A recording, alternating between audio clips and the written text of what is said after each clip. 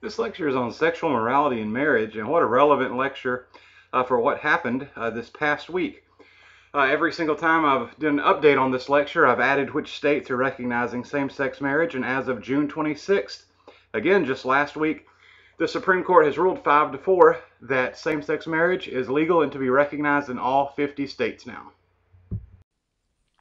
Okay, it may seem like a straightforward and easy question, but I think you'll see why we have to ask what is sex before we can discuss when is sex moral.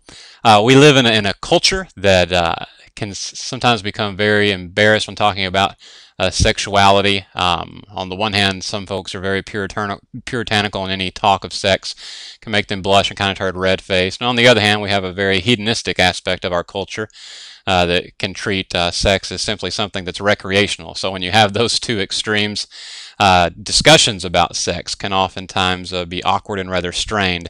But if we're going to talk accurately and in an informative way about a moral theory about sexuality and the sex acts, then we need to avoid ambiguity by being very explicit with one another, defining what it is that we're talking about. So, of course, in its most basic traditional sense, when we talk about sex, we're talking about sexual intercourse. But there are other sex acts. Your author mentioned many of these, such as anal sexual intercourse and oral sex. Fondling of genitalia would also be another sex act. And it really depends on who you're talking to in your discussion on how that person understands what is sex and what is not sex. And so that's why if you're going to have a discussion about some of the issues that we're talking about on this lecture, we need to get past any sort of embarrassment we might have and simply be willing to define what it is we understand sex to be when we get into this discussion of the morality of sex acts. Okay, your author used the term conventionalist. I think more often you'll see the term conservative, and the conservative viewpoint on the morality of sex acts is that there is only one time when sex can be moral, and this is when a married man and woman have sexual intercourse. Depending on who you're talking to from the conservative viewpoint, what other sex acts could be considered moral will differ. Coming from a Roman Catholic perspective, if any sort of contraception is being used, that is disallowed, although Benedict XVI did moderate his position on that concerning the AIDS crisis in Africa. To be a little more specific here than your author was, it's actually from the Catholic viewpoint not considered immoral for a husband and wife to engage in oral sex. I think from your reading you'd think your author was saying that, but the Catholic Church is explicit. You can use oral sex as a form of foreplay, but you cannot come to coitus or climax because that would be diminishing your capacity for procreation. The Catholic Church is stressing very much that the primary reason for a sex act and sexual intercourse most certainly is for procreation. But again, only a married man and woman.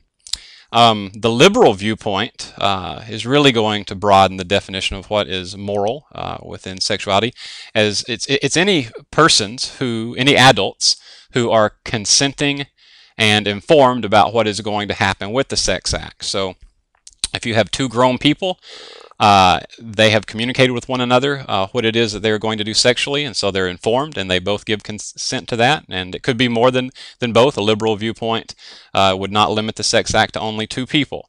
Now the moderate viewpoint would bring that limit back to just two people, but is very similar to the liberal viewpoint.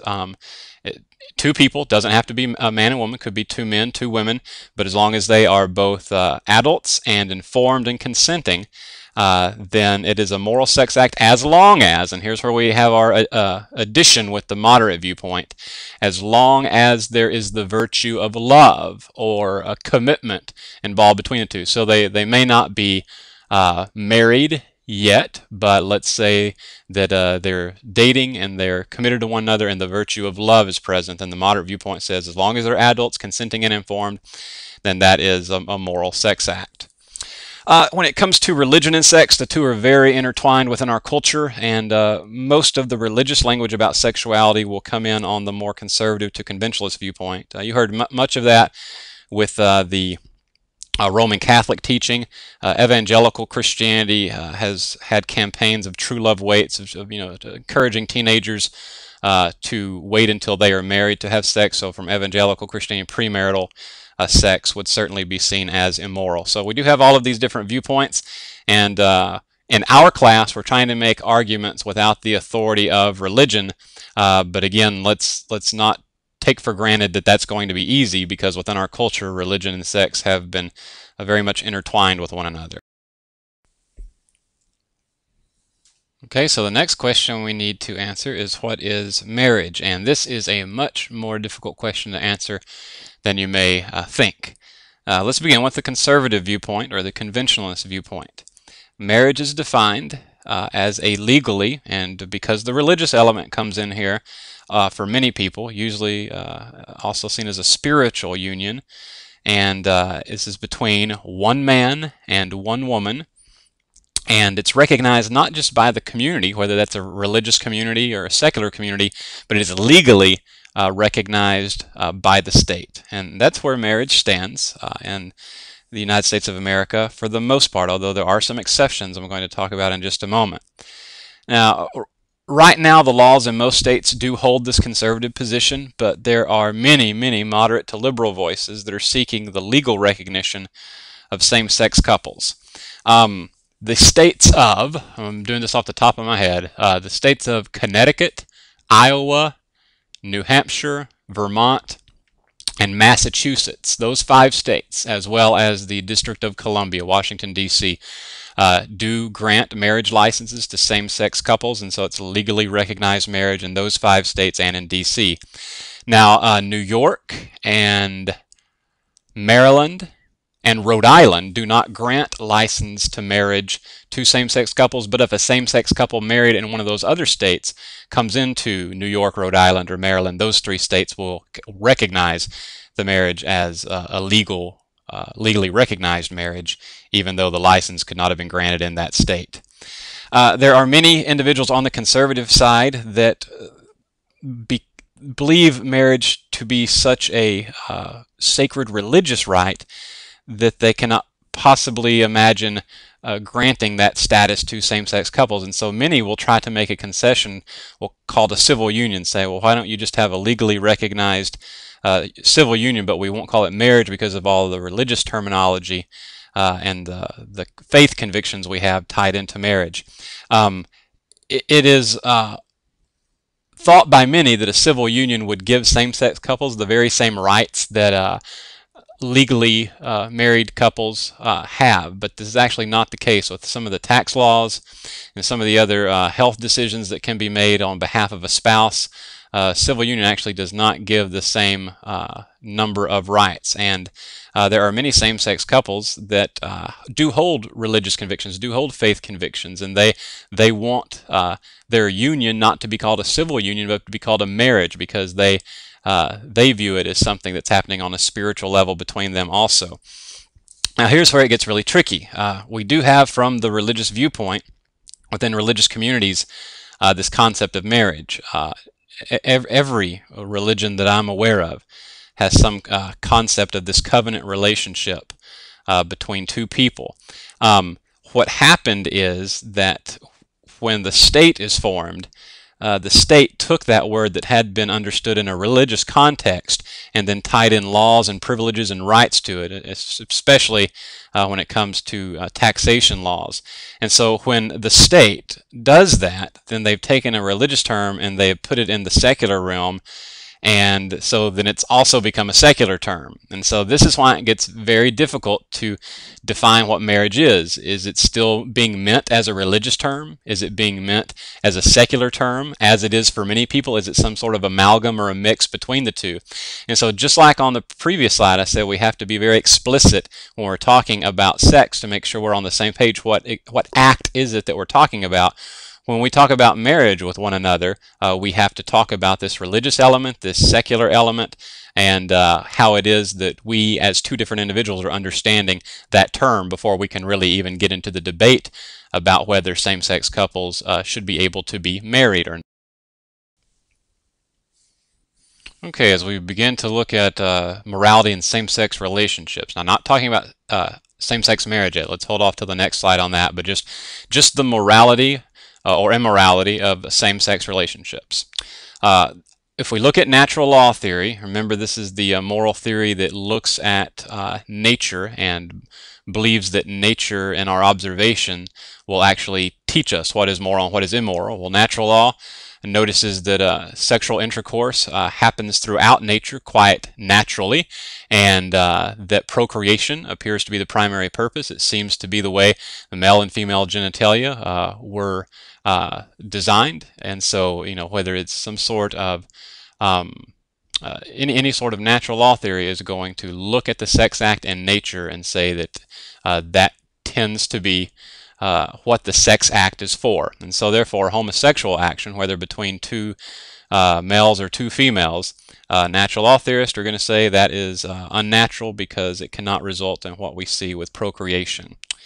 Because so much of the debate over the morality of homosexuality has been couched in specifically religious language, the philosophical ethicists, which is what we are all striving to be this semester, must work diligently to make a cogent moral argument for or against homosexuality, strictly using reason and avoiding dogma. So when an argument is made from the standpoint of philosophy on whether or not it is moral for two women to be in a sex act together or two men to be in a sex act together, for our class, we don't throw out a Bible verse. That's using religious authority to make the argument. And I'm not saying on your own personal conviction that does not play a role, but for the sake of our class, we're limiting ourselves to strictly the use of reason. So as a philosophical ethicist, we have to look at, from a utilitarian approach, is this going to be good or bad for the community members, all those involved? Let's say that we're going to be non-consequentialist, but not go the natural law theory route, go the Kantian route. Well, what do we see within the Kantian route as far as a law or rule that we would identify as being a good or right action or a bad or wrong action? So remember that we would be limited in our scope, and I'm going to say just a little bit more about that for our next slide as we move from just same-sex actions or relationships to actually the issue of same-sex marriage as moral or immoral, legal or illegal. If you don't know who these two gentlemen are, you need to jot their names down in your notes, because I do not believe that your author mentioned these two gentlemen, and it may be because of just how recent their significance is. They've been in the news before. This is Ted Olson and David Boies, both attorneys. They were prominent in the year 2000. You all may remember that there was a very messy presidential election between George W. Bush and Al Gore. And this is when the state of Florida really had people asking questions about what happened there, which way did that state go, so which candidate gets those electoral votes, and who's going to be the president. And eventually, that case, Bush v. Gore, Bush versus Gore, makes it all the way to the Supreme Court. And these two gentlemen were arguing on the opposite sides. So can you imagine being in that heated debate over who won the presidential election, and it's these two men against one another in that case before the Supreme Court? Well, they have now come together and are working together as a team as staunch advocates for the legal recognition of same-sex marriage. Recently, California had an election that overturned their right to gay marriage. It was called Prop 8.